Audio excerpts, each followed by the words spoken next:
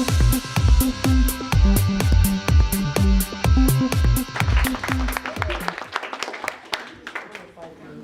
idea of having a perfect body is consuming us. We spend hours looking at models and actresses who claim they have the perfect body. But what happens to the people who would do anything to get that perfect body?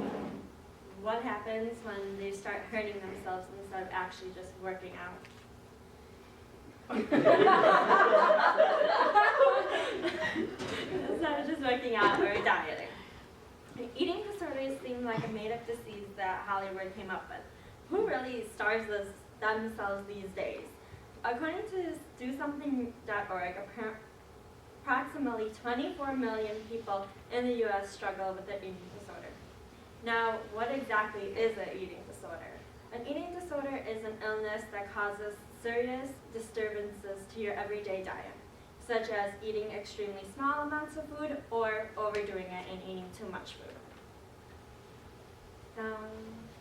You can suffer from 3 different types of eating disorders.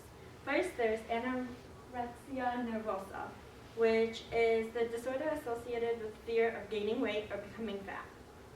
People with anorexia often skip meals, cut calories, or starve themselves.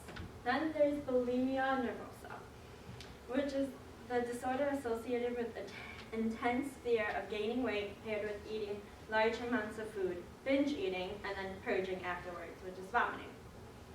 Also, there is binge eating disorder, which is associated with frequently eating large amounts of food in one sitting until uncomfortably full. The person is unable to stop eating or control how much they eat. As you can see, not all eating disorders are just about losing weight. It's more about having a control on something that when their life feels like they don't have a control over anything. There are a lot of causes that leads to eating disorders. According to the National Institute of Mental Health, eating disorders are caused by a complex interaction of genetic, biological, behavioral, psychological, and social factors. Well, on the Do Something website, it says people with eating disorders often use food in an attempt to compensate for feelings and emotions that may otherwise seem overwhelming. It is all about control. This website also lists some psychological factors, including low self-esteem, feelings of inadequacy, or lack of control in life, and depression, anxiety, anger, or loneliness. And they also have interpersonal factors, such as troubled family and personal relationships, difficulty expressing emotions and feelings, history of being teased or ridiculed, history of physical or sexual abuse. All of these things play a factor in developing an eating disorder.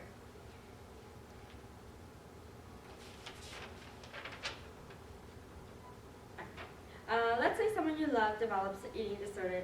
What exactly are the warning signs of the disease? When it comes to anorexia, some people with this particular eating disease see themselves as overweight, even when they are underweight. People with anorexia typically weigh themselves many times, portion their foods, and eat very small quantities of only certain foods, if they eat at all.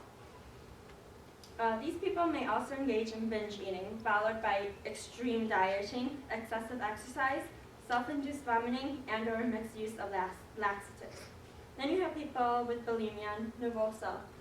The warning signs for this include binge eating and then forcing themselves to vomit, or using excessive laxatives, fasting, excessive exercise, or a combination of all.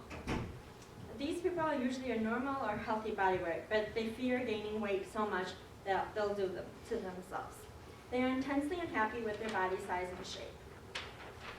Usually, bulimic behavior is done in secret because it is often followed by shame and discomfort.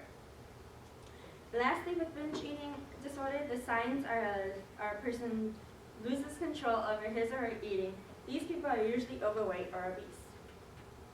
Some stats are a mere 10% of people with eating disorders receive treatment, and those only 35% seek treatment from a facility that specializes in eating disorders. Eating disorders have the highest mortality rate of any mental illness. For women ages 15 to 24, the mortality rate of anorexia is 12 times higher than any other cause of death. An estimated 20% of college-age girls resort to binging and purging to manage their weight. 58% of the study girls felt social pressure to maintain a certain size. Whether yourself or a friend are facing an eating disorder or on the verge of one, it is important to always search for help. You can always come to anyone, or you can go to a treatment facility. There are so many people that can help you along the way. The perfect body doesn't exist.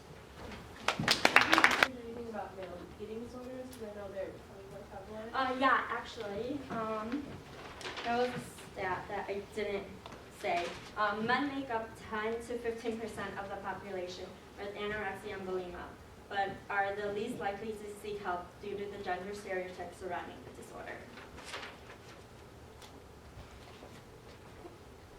Do you know of any like health initiatives to help fight anorexia? Because like one of these treatment facilities is extremely like price exclusive. Like most people can't afford to go to these types of places.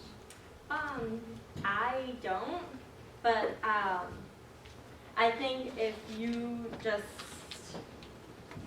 sure. I think if you like just talk to, maybe you can even talk to somebody that's like a volunteer or somebody that like just is willing to listen. It might help you just get it off your chest.